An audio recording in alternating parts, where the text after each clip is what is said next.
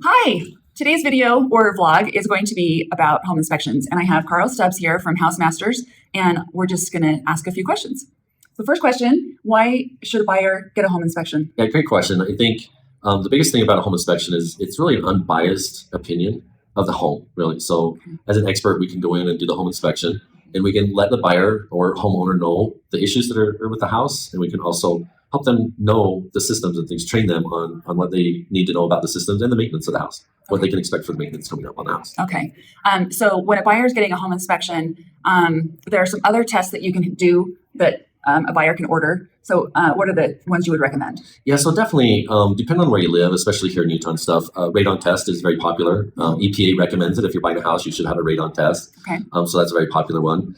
Unfortunately, meth is a pretty high hitter in Utah also. So I would recommend that, depending on the house or how you feel, that a meth test is warranted in a lot of cases. Okay. And then probably depend on the age also, a sewer scope. A lot of people will do a sewer scope if they're a little older house, mature vegetation, things like that, where roots or things can get into the pipes and things to look at the sewer pipe out to the street. Okay. So with radon, the magic number is 4. Yes.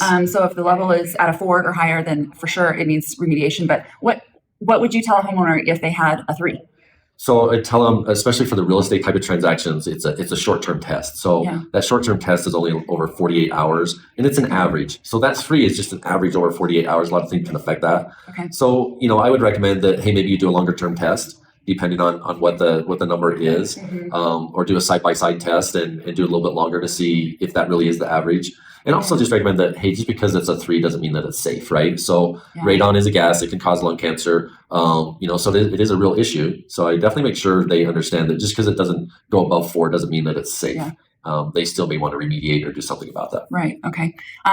What do you offer for people who've had a home inspection with you and maybe are wondering how things are doing? Do you offer a maintenance post-inspection inspection? Absolutely. So there's different things we can do. So even if it's new construction, we can offer an inspection.